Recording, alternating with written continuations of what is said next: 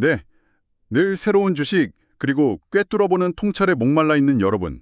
오늘 저희가 준비한 맞춤형 심층 탐구 시간에 오신 것을 환영합니다. 네, 반갑습니다. 오늘 우리가 파헤쳐볼 주제는요. 아주 역동적이면서도 과학적인 깊이를 지닌 주제, 바로 서핑입니다. 서핑의 모든 것을 다뤄볼 텐데요. 서핑 좋죠. 네, 오늘 이 자리에 함께 하시는 듣고 계신 여러분이라면 이미 익스트림 스포츠의 기본적인 메커니즘이나 문화에 대해서는 어느 정도 다들 아실 거라고 생각해요. 그렇죠. 요즘은 많이들 접하시니까요. 맞아요. 그래서 오늘은 제공된 파도 타기, 그러니까 라이딩 더 웨이브라는 텍스트 가이드하고요. 서핑의 가장 극적인 순간들을 포착한 7장의 고해상도 사진 자료들을 딱 스택으로 쌓아두고 시작할 겁니다. 기초적인 용어 설명은 과감히 건너뛰는 거군요. 네, 과감하게요. 대신 파도 위에서 벌어지는 유체역학, 생체역학적인 타이밍, 그리고 그 한기 위에서 표현하는 예술적 퍼포먼스에 대해 곧바로 깊숙이 들어가 보겠습니다. 기대가 됩니다. 서핑을 단순히 보드 위에서 중심 잡는 레저 스포츠로만 본다면 오늘 이 자료들이 담고 있는 진짜 묘미를 놓치게 되거든요. 그 파다라는 거대한 자연의 에너지를 인간이 어떻게 해독하고 올라타는지 그 복잡한 언어를 풀어보는 게 오늘의 미션입니다. 네, 텍스트랑 사진 자료들을 면밀히 교차 분석해보면요. 서핑은 근본적으로 응용 물리학이고 고도의 환경 적응 훈련이라는 걸 알 수 있습니다. 물리학이요? 네, 특히 파도의 위치 에너지가 서퍼의 운동 에너지로 전환되는 과정, 그리고 찰나의 순간에 변하는 유체역학적 환경을 몸이 어떻게 감각적으로 처리하는지 그 궤적을 짚어보는 건 대단히 지적이고 흥미로운 작업이 될 겁니다. 자, 이 부분을 한번 파헤쳐 보죠. 서핑의 첫 관문인 파도 타기의 본질을 텍스트에서는 그 미끄러짐 느끼기, 그러니까 feel the glide라고 아주 감각적인 단어로 표현하고 있어요. 아주 중요한 지점입니다. 흔히 초보자들한테는 막 무조건 보드 위에 빨리 일어서는 그 팝업만을 강조하기 쉽잖아요. 보통 그렇죠.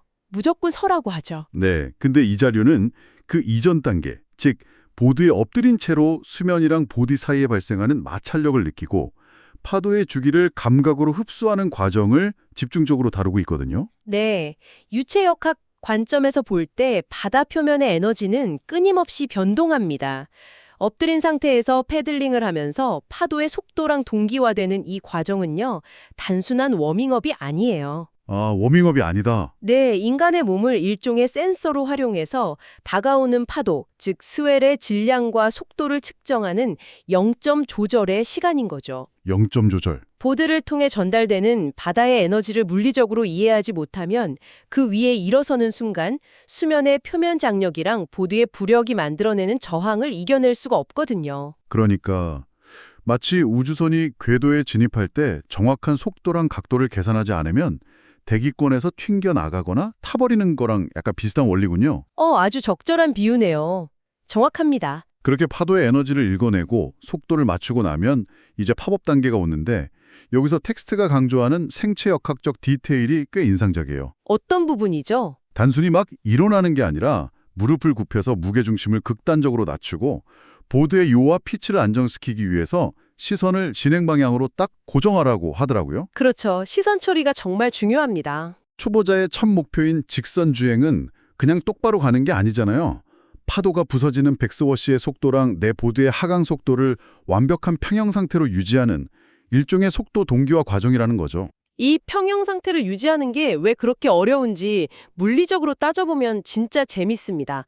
보드의 앞부분이 물속으로 푹 처박히는 노즈 다이빙 현상을 피해야 하거든요. 일명 펄링이라고 하죠. 네, 맞습니다. 그걸 막으려면 보드의 피치 컨트롤이 필수적인데 이건 몸의 미세한 체중 이동만으로 이뤄져요.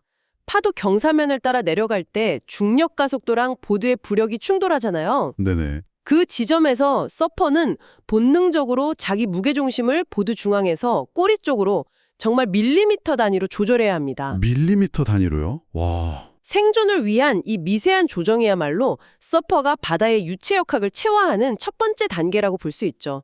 성공이라는 게 그냥 넘어지지 않고 편안함을 느끼는 것 그 자체입니다. 여기서 정말 흥미로워지는 부분은요.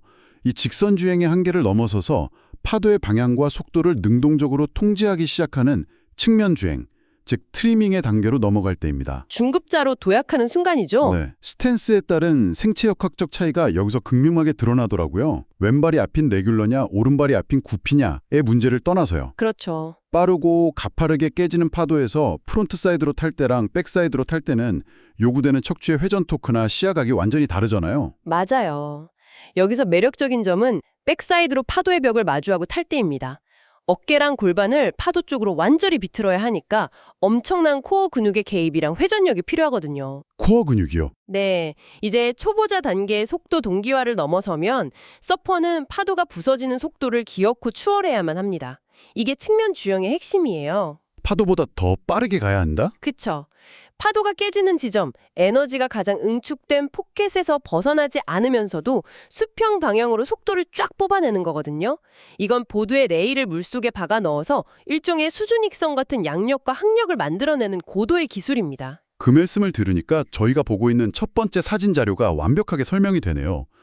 그 맑은 에메랄드빛 파도의 열린 면을 타고 쫙 미끄러지는 서퍼의 모습이 포착된 사진 말이에요. 네, 그 사진 정말 역동적이죠? 자세히 보면 서퍼 무릎이 깊게 압축되어 있고 보드 안쪽 레일이 수면을 엄청 예리하게 가르고 있어요.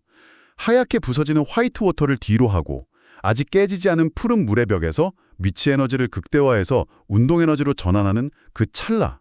놀라울 정도로 생생하거든요. 그 사진은 에너지가 전환되는 물리적 한계점을 정말 훌륭하게 시각화하고 있습니다. 보드 아래 장착된 핀이 물을 베고 지나가면서 발생하는 저항력, 그리고 서퍼가 하체를 통해 보드에 전달하는 압력이 결합되는 거죠. 두 가지 힘이 결합해서 네, 그래서 파도를 이겨내는 추진력을 만들어내는 겁니다. 두 번째 항공사진 자료를 보시면 여러 명의 서퍼가 각자의 궤적을 그리며 뻗어나가는 모습이 나오잖아요. 네, 푸른 파도 위에 점점이 흩어져 있죠. 이게 실시간으로 변화하는 해저 지형과 파도의 결을 즉각적으로 읽어내고 대응하는 능동적인 통제의 과정 그 자체인 거죠. 파도라는 동일한 환경 속에서도 각자의 궤적이 다 다르다는 것. 여기서부터 서핑은 단일한 규칙이 지배하는 스포츠의 영역을 훌쩍 넘어서는 것 같아요. 예술의 영역으로 가는 거죠. 맞아요. 고급 단계로 올라갈수록 서퍼들은 자신의 철학과 닿아있는 보드를 선택하고 자신만의 퍼포먼스를 선보이잖아요. 자료에 등장한 남은 사진들을 보면 완전히 다른 두 가지 패러다임이 나와요. 롱보드와 숏보드 말씀이시죠? 네, 먼저 길이가 9피트 이상 되는 롱보드의 세계부터 살펴보죠. 롱보드는 막대한 부력과 표면적 덕분에 파도를 일찍 잡을 수는 있지만 방향을 전환하려면 훨씬 더 큰 힘과 기술이 필요합니다. 그래서 우아함과 흐름의 미학이라고 하는군요. 네, 사진 자료에 묘사된 그 밀짚 모자를 쓴 여성 서퍼의 우아한 포즈나 보드 위를 사뿐사뿐 걸어가는 크로스 스텝 보셨죠? 겉보기엔 그저 아름다운 춤이었지만 역학적으로는 대단히 정교한 체중 이동 기술입니다. 특히 발가락을 보드 맨 끝에 걸치는 노즈라이딩 사진을 보면요. 물리법칙을 거스르는 것 같은 착각마저 들어요. 아, 행 5나 행 10 말씀이군요. 네, 무게중심이 완전히 보드 앞쪽으로 쏠렸는데도 보드가 물속으로 gun두박질 치지 않잖아요. 이게 도대체 어떻게 가능한 건가요? 바로 그 지점이 롱보드의 역학의 백미입니다. 서퍼가 앞으로 걸어나갈 때 파도의 물살은 보드의 꼬리 부분을 덮으면서 위에서 아래로 누르는 막대한 압력을 발생시킵니다. 꼬리를 물이 눌러준다는 거군요. 맞습니다. 동시에 보드의 바닥면에서는 코안다 효과가 일어나면서 물의 흐름이 보드를 파도 벽 쪽에 단단히 밀착시키죠. 코안다 효과요? 네, 그러니까 뒤에서 누르는 물의 무게와 보드 바닥의 흡인력이 완벽한 카운터 밸런스를 이루는 겁니다. 그래서 서퍼가 보드 끝에 서서 마치 공중에 떠 있는 듯한 자세를 유지할 수 있는 거죠. 이건 단순한 묘기가 아니라 유체 역학과 형태학의 완벽한 조화입니다. 와, 정말 경이롭네요. 그 우아함 이면에 그런 치열한 힘의 균형이 숨어 있었다니. 그런데 시선을 돌려서 숏보드 사진들을 보면 분위기가 완전히 반전됩니다. 완전히 다르죠. 아주 폭발적입니다. 날렵하고 공격적인 형태의 이 보드들은 훨씬 가파르고 빠른 파도를 막 찢어버리듯이 파고들잖아요. 특히 깊은 바텀턴 이후에 파도 꼭대기를 치고 허공으로 솟구치는 에어리얼 기술 사진이요. 그 사진은 정말 압도적이죠. 네, 롱보드의 유체역학과는 완전히 다른 공기역학의 세계로 우리를 데려가는 것 같아요. 정확한 분석입니다. 숏보드의 바텀턴은 롤러코스터가 가장 낮은 지점에서 엄청난 구심력을 모으는 것과 같습니다. 파도를 타고 내려오며 축적한 엄청난 속도를 레일을 깊숙이 박아 넣으며 응축시켰다가 립을 향해 수직으로 폭발시키는 슬링샷 기동이죠. 슬링샷이요? 새총처럼 쏘아 올린다는 거군요. 네, 에어리얼 기술에 돌입해서 핀이 물에서 떨어져 나가는 순간 보드에 작용하는 힘은 유체역학에서 공기역학으로 전환됩니다. 서퍼는 허공에서 역풍을 이용해 보드에 밀착시키고 몸의 비틀림만으로 회전한 뒤에 그 엄청난 충격을 흡수하며 다시 착지해야 하죠. 롱보드의 우아함, 숏보드의 폭발성, 이 두 가지 파생된 기술들이 요구하는 신체 조건과 접근 방식이 이토록 다르다면요. 당연히 이런 궁금증이 생겨요. 어떤 궁금증이죠? 한 명의 서퍼가 이 두 가지 완전히 다른 물리적 패러다임을 동시에 마스터하는 게 과연 가능한 일일까요? 근육이 지역하는 반응 체계 자체가 아예 다를 것 같은데요. 그것을 더 큰 그림과 연결해 본다면 아주 흥미로운 논쟁거리입니다. 롱보드는 파도와 함께 흐르는 수동적인 동기화가 중심이라면 숏보드는 파도의 에너지를 착취하고 찢어발기는 능동적인 파괴력이 중심이죠. 완전히 정반대네요. 네, 그래서 근육 기억의 충돌 때문에 하나에만 집중해야 한다는 의견도 있습니다. 하지만 최정상급 서퍼들은 파도의 크기와 질감에 따라 보드를 캔버스 삼아 자유자재로 바꿉니다. 결국 두 보드 모두 파도를 읽는 눈이라는 공통의 기저 능력을 공유하기 때문이죠. 결국 자연 위에 자신만의 스타일을 표현하는 과정이라는 거군요. 그래서 이게 다 무슨 의미일까요? 의미요? 네, 오늘 우리가 텍스트랑 7장의 사진을 통해서 해부해본 이 서핑의 역학이 단지 익스트림 스포츠에 대한 지식을 넓히는 것에만 그친다면 우리 청취자 여러분 입장에서는 조금 아쉽지 않겠어요? 그렇죠. 우리 삶과 연결을 해봐야죠. 서퍼들이 바다로 나아가기 위해서 풍향, 조수간만의 차, 기압 배치 같은 미시적인 기상 패턴을 분석하고 암초 형태를 계산하는 걸 보면요. 이들은 단순히 운동선수를 넘어서 실전에 투입된 해양학자처럼 보이거든요. 맞습니다. 자료에 담긴 최종 메시지를 조명해 보자면 서핑이 우리에게 가르쳐주는 철학은 바로 통제할 수 없는 거대한 시스템 속에서의 적응력입니다. 바다는 인내, 균형, 그리고 인식을 가르치죠. 자연을 지배하려 들지 않는다는 거군요. 네, 가장 훌륭한 서퍼는 기술이 화려한 사람이 아니라 파도를 이해하고 존중하는 사람입니다. 파도의 모양을 뜻대로 바꾸려 하지 않아요. 불가능하다는 걸 완벽히 인지하고 끊임없이 변화하는 거대한 흐름 속에서 자신이 위치해야 할 정확한 지점을 찾고 최적의 타이밍을 기다릴 뿐입니다. 지금 이 대화를 듣고 계신 여러분도 아마 공감하실 텐데요. 우리가 새로운 지식이나 기술을 배울 때 혹은 비즈니스나 일상에서 마주하는 복잡한 시스템들도 결국 거대한 바다랑 다르지 않습니다. 아주 훌륭한 적용 포인트네요. 정보의 홍수나 예측 불가능한 사회적 변동이라는 파도 앞에서 우리는 종종 모든 걸 통제하려 들거나 반대로 지레 겁먹고 포기해버리잖아요. 맞아요. 무작정 달려들기 십상이죠. 하지만 서퍼들은 파도의 에너지를 느끼는 미끄러짐 단계를 먼저 거치고 직선으로 중심을 잡은 뒤에 점차 자신만의 궤적, 즉 측면 주행을 만들어 나갑니다. 거대한 시스템 속에서 어떻게 능동적인 통제권을 쥐고 나아갈 수 있는가에 대한 완벽한 은유 같아요.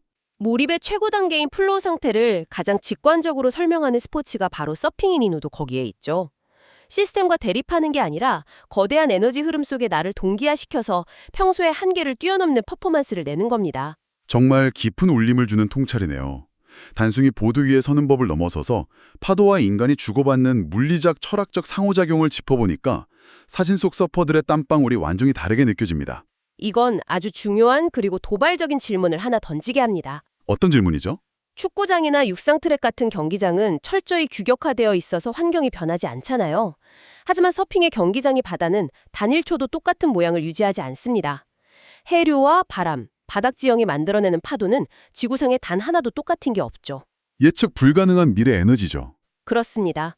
완전히 정형화될 수 없는 이 혼돈의 자연 파트너와 춤을 맞출 때 인간의 신경계와 근육은 도대체 어떻게 매번 새로운 파도에 완벽한 타이밍으로 반응하는 근육기억을 만들어내는 것일까요? 와, 정말 고정된 패턴이 없는 혼돈 속에서 질서를 찾아내는 인간 신체의 경이로움이네요. 네. 듣고 계신 여러분도 스스로 생각하고 탐구해 볼 만한 깊은 여운이 남는 화제일 겁니다. 맞습니다. 오늘 우리가 파헤쳐본 물리학의 법칙들이 결국 인간의 놀라운 적응력과 연결된다는 점이 엄청난 여운을 남깁니다. 오늘 심층 탐구가 끝난 후에도 여러분 각자의 삶이라는 바다에서 계속 곱씹어 보시길 바랍니다. 예측 불가한 일상이라는 파도를 마주한 분들께 묵직한 영감이 되었으면 하네요. 네, 변덕스러운 파도 위에서 기어코 아름다운 춤을 완성해내는 서퍼들처럼요.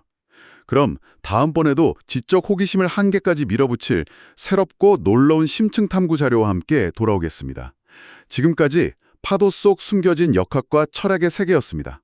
여러분, 함께해 주셔서 감사합니다.